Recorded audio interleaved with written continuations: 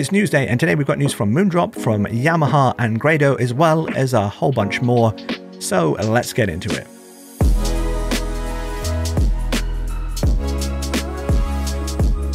Hey guys, it's Wheezy. This is Wheezy Tech News, and this is a roundup of the recent stories that I found interesting or I thought might be interesting to you. I'm trying to post a video like this every week, as long as there's interesting stuff to talk about. So if you want to see the other videos in this series, I'll put the playlist up here, and let's just get on with the news. I somehow managed to miss this launch back in September, but I thought this one was really interesting product, so I wanted to cover it.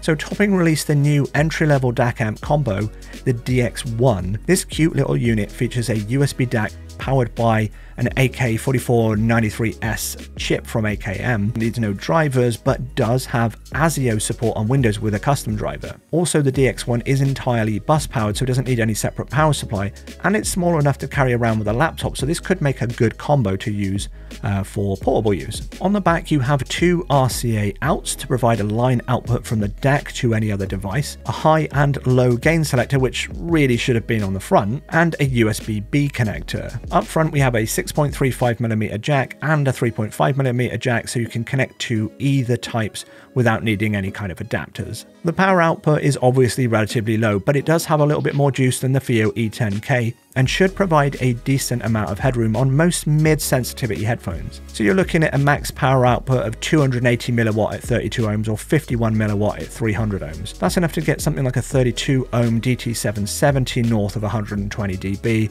or the 300 ohm HD650 to just shy of 115 dB. So that's not too shabby. Pricing is just $99, which is really excellent value for a little combo unit, and it should make a nice, clean and simple little setup for a starter DAC amp on a budget, and could also then be used as a standalone DAC in the future should one want to just upgrade the amp further down the road. It looks like KZ Hi-Fi are making another go at full-size headphones with the KZ H10, another Bluetooth wireless headphone. This follows up from their previous outing earlier in 2022, the T10, which was also a Bluetooth wireless headphone with ANC and a sub $100 price tag. The H10 really just looks like more of the same, as Bluetooth 5, hybrid ANC, 40mm drivers, up to 30-hour battery life from a 500mAh battery, and all of those specs are a little bit lower than the previous T10 model, and visually they appear to be a little bit more subdued, so as you might expect, the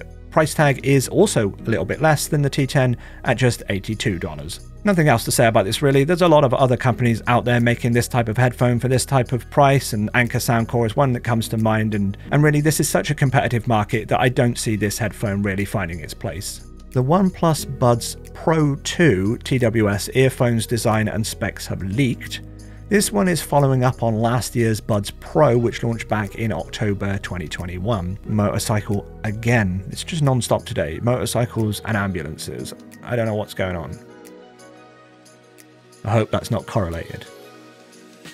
The Buds Pro 2 will be getting dual drivers this time out, 11mm and 6mm rather than the single 11mm on the current model. ANC is said to be improved with reductions up to 45 dB with a triple microphone system. Battery life is said to be 6 hours on a single charge and 22 with the case with the ANC on, or 9 hours on a single charge and 38 hours with it off. And that's a considerable bump over the current model. Is that 38 hours? 38 hours, that's impressive. They're also set to receive Qi wireless charging and Warp fast charge that's going to give 3 hours of use from just a 10-minute charge. Also expected is Bluetooth 5.2 with spatial audio and LHDC 4.0 codec support, other features including Google Fast Pair, low latency modes, IP55 water resistance, and all of this shares a lot of similarity with the Oppo Enco X2, which makes sense as OnePlus is an Oppo sub-brand. Some renders have appeared on 91 mobiles that, if true, show a design that is almost identical to the existing model,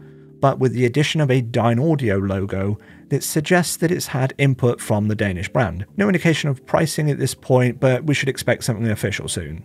Since I recorded this video, a story popped up regarding a video posted on the OnePlus India Twitter page, which is allegedly a teaser video for the upcoming Buds Pro 2. If true, then this does seem to confirm the leaked render design, with the Buds Pro 2 having the same external design as the previous model, and suggests that an official announcement is imminent. I will report any further information in a future video. Grado were the first to market with an open-backed full-sized Bluetooth headphone, the GW100, back in 2018. This was later updated to a V2 version back in 2021 with a added Bluetooth spec bump, additional codec support and USB-C charging, with some other refinements, and now they have released a third iteration, the GW100X. The GW100X are getting a driver upgrade in the form of their 4th gen Series X driver. Battery life has also been improved and the ear cups have been tweaked to reduce sound leakage, so now you can annoy the other passengers on the train a little bit less. Other than that, it's the same Grado design and styling,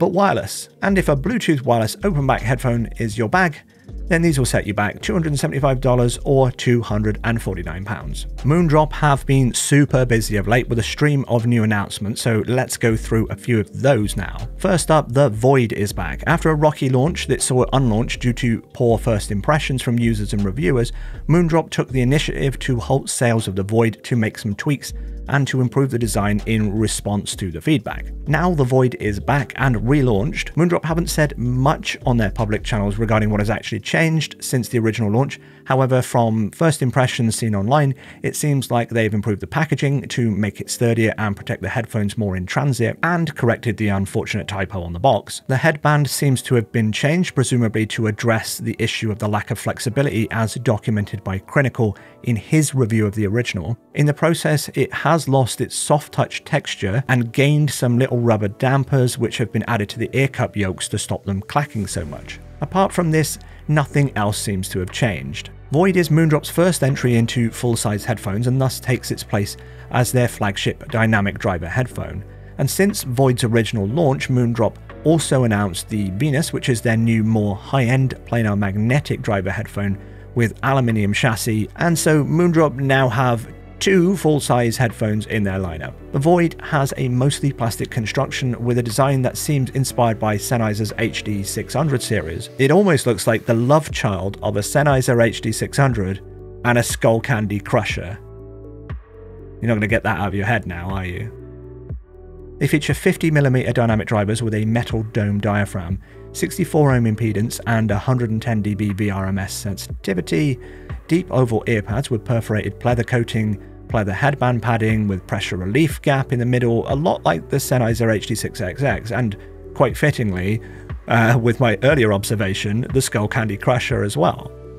Tuning also seems almost HD600 series inspired as well, with Clinical previously saying they sounded okay in terms of tuning but not particularly detailed or impressive technically. And unfortunately that is likely to remain true with the revised version of the Void, as it appears that nothing has actually been changed in that department in terms of the driver and tuning and things like that. Regardless, Void is available now from the usual retailers and pricing is $200. In a previous video, we also talked about Moondrop's other full-size headphone, the Venus, and since then, headphones.com have posted their first impressions and measurements of them. Seems pretty positive for a first impression, although I won't go into any detail about that here. I'll put a link in the description if you want to go and check it out and read for yourself.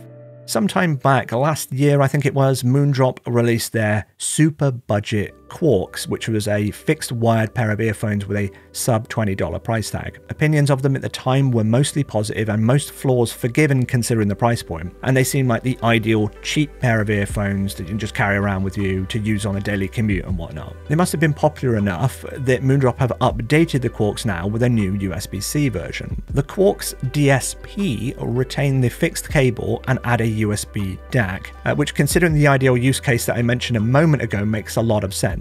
You'll be able to plug these straight into your phone without using any dongle, assuming that you're not using an iPhone. But that is perhaps not the most interesting thing. As suggested by the name, the Quarks DSP have their tuning augmented with digital signal processing built into the USB-C DAC. That means that Moondrop could fix whatever flaws that there were in the tuning that they were not able to do with physical tweaks to the actual physical construction and driver itself. Basically, they were able to tweak the physical design, get it as close as they possibly could, and then make up the rest of the gap with DSP. It's not clear whether the DSP will be unlocked for customization via an app so that people can make their own EQ tweaks to it if they wanted to. It doesn't look like it, but it's not clear if it is a feature or not. But regardless, they have that same winning formula as the original Quarks, but better, I suppose, more refined, and somehow still just as cheap with a $15 price tag. But wait, Moondrop have some more news for us. This one is kind of like the love child of the Chew and the Quarks DSP. Take the Chew, add the DSP from the Quarks DSP, and now you have the Dual.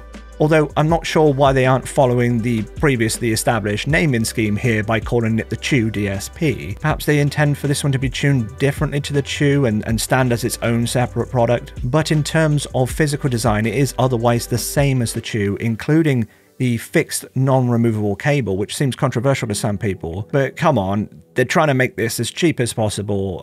Some compromises have to be made somewhere, right? And of course, if you are adding DSP via the cable, it kind of necessitates that it is all one unit. So the Dual will have a composite body shell, a 10mm dynamic driver with nanocrystalline diaphragm, and this DSP cable with a USB-C connector.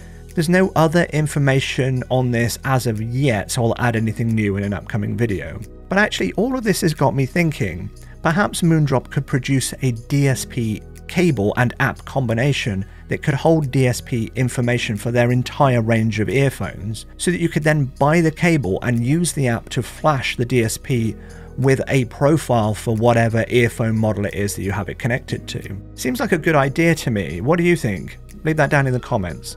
Yamaha, who were the pioneers of orthodynamic driver headphones, or planar magnetic as most of us know them, are back with a new one decades after their first. The Yamaha HP1 headphone, released back in the 1970s, were the first ever planar magnetic headphone, and for some reason Yamaha never followed up with another one until now. Of course, in the interim years, planar magnetic drivers have become commonplace in the headphone market with brands like Wheezy and Hi-Fi-Man, and now even anime IEM company Moondrop getting in on the game. The new Yamaha YH-5000SE, which was first shown off at a headphone festival in Tokyo back in October, is 6 years in the making. And I have to say that these things look incredible, and it is also really awesome to see Yamaha back in the game making high-end cans again. In terms of spec, they have a 50mm driver with a 34 ohm impedance and 98 dB per milliwatt sensitivity that is based off of Yamaha's original design. They have a magnesium skeleton and mesh body shell that I think wouldn't look out of place on one of Yamaha's motorcycles. They have an adjustable suspension headband, deep round earpads with suede and perforated pleather options. The cable connection is dual-sided and supplied with both a single-ended 3.5mm cable and a 4.4mm Pentacon cable for balanced use. The weight is only 320 grams, which is really light for a headphone of this type and this size. And we're used to seeing absolute monsters from brands like Wheezy that can give your neck a real workout. So at 320 grams, I think they should almost disappear on your head. And from reading the development story about this headphone, it's clear that Yamaha put a decent amount of time into comfort and user experience, because they know that they want people to be able to enjoy these headphones, and it doesn't really matter how good they sound if you can't tolerate wearing them. And if you've been around on this channel for a while, you know that that's something that I really appreciate.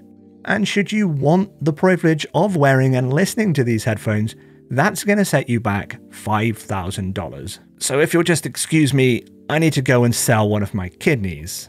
You only need one of them, right? Anyway, that's all I've got for this episode of Wheezy Tech News for today. And if you like what I'm doing, then make sure you leave a like, comment down below, subscribe, all of that business. You know what to do. And I'll see you in the next video. And until then, have a good one.